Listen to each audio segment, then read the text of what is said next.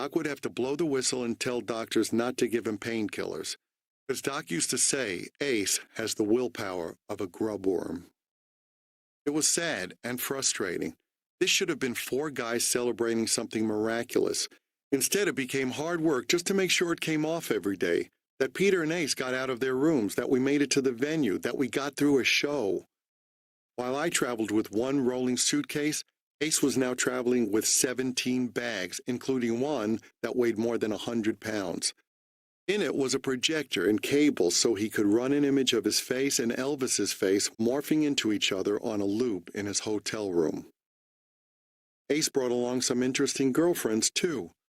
One liked to wander out into the audience with a clipboard and take notes. Apparently, she was checking to make sure Ace was mixed loudly enough. Another one must have shot up on the plane because she left blood all over her seat. She was in such bad shape, we sent a doctor into Ace's dressing room to have a look at her. If I were you, the doctor told us, I wouldn't have her traveling with you because she's going to die. Doc handled that situation, and she was never seen on the tour again. Needless to say, Doc was increasingly pissed off at Peter and Ace. You're going to be changed out, he told them. This is a business. I'm not an archaeologist. I'm not here to preserve the past. I'm here to make this thing move forward and grow. If you're a hindrance, you're going to go. It would be a shame for you to miss this opportunity. You have a second lease on life. Why can't you just ride the pony? They hated Doc for saying that, but he was sick of having to drag them through everything and motivate them to do the basic things they needed to do for us to function as a band. As things went south, though, a lot of the fallout actually landed on Tommy Thayer, who had to take over as tour manager of the operation about 6 months into the first year of the reunion tour. Tommy spent 90% of his time and energy dealing with things a person shouldn't have to deal with, making new arrangements when Peter or Ace missed a flight or didn't show up for a car pickup, making sure the hotel staff didn't take the tinfoil off Peter's windows, whatever it was. Ace was chronically late getting out of his hotel room when we needed to get to a venue or to our jet. For a while, Tommy just lied to him about departure times, pushing them an hour forward so there was a chance of Ace's making the actual time. But when Ace realized that, he got bent out of shape. At some stage, Tommy came to me with the realization I had been waiting for.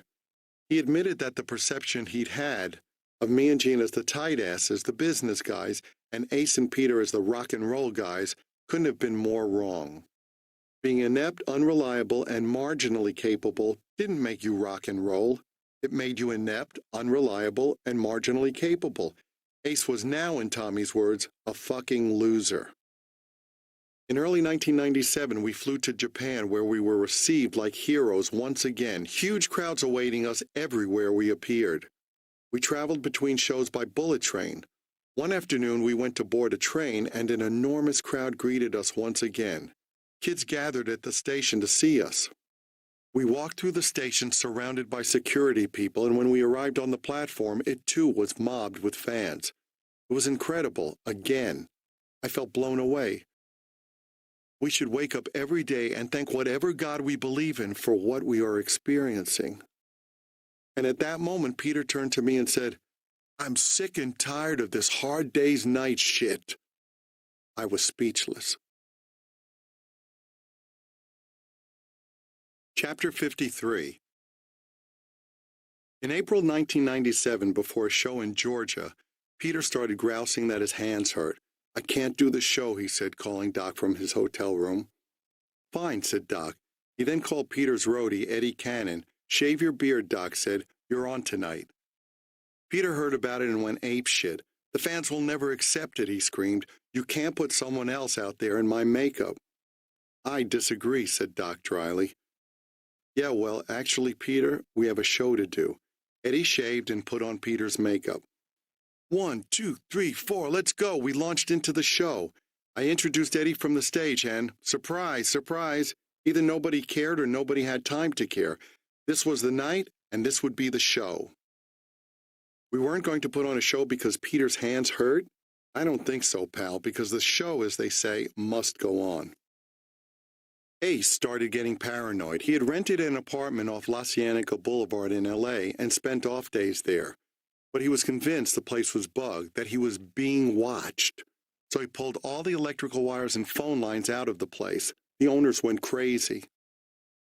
Ace also started studying our tour books, which contained the tour itinerary, site specifications, all sorts of pertinent info. He would bring the tour book to the dressing room and say, "How many people paid last night?" Let's say the answer that night was 18,700. "Bullshit," he would scream. "It says right here 24,100. "Ace," I'd try to explain, "that's the venue capacity, not the number of tickets sold, and it's not the capacity for a concert."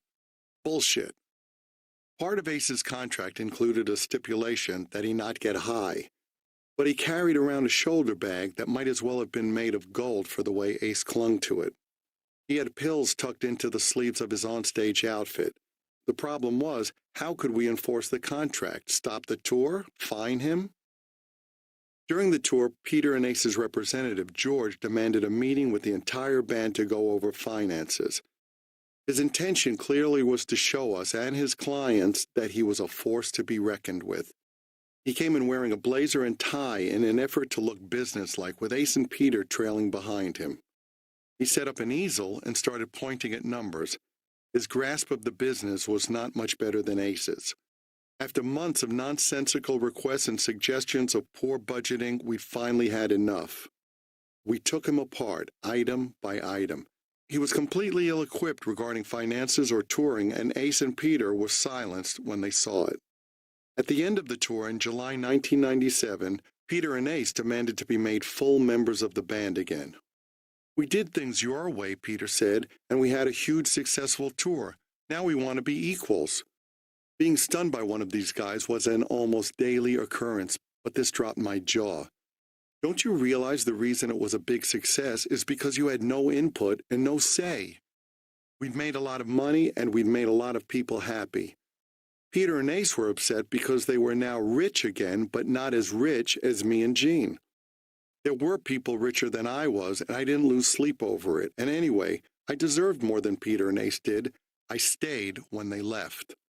The door swings one way. I nurtured the band and kept it going. For that alone, I deserved to be better compensated. In a million years, I would never have brought them in as equal members. Not a chance. Peter and Ace were also totally unequipped to be involved in the decision-making process. They had no idea how the concert business and music business were run, and yet they seemed to think they had now earned the right to participate in decision-making in a world they knew nothing about. It was sad to see. On the one hand, they sometimes acknowledged they had made bad decisions in life, but on the other hand, they ultimately found solace in believing that they had been taken advantage of, that they were victims, then and now. When they'd struck out on their own after leaving KISS, they'd had tremendous advantages: name recognition, notoriety, industry contacts, money, but they could barely get arrested before the reunion tour, and they were broke. They'd been thankful at the start of the tour because they had found a way out of the miserable, marginal lives they were living. Now, just a year later, they were millionaires, but they were bitter. They were defensive. They were unrealistic about their own importance and abilities. They were, in their minds, victims. It was insane.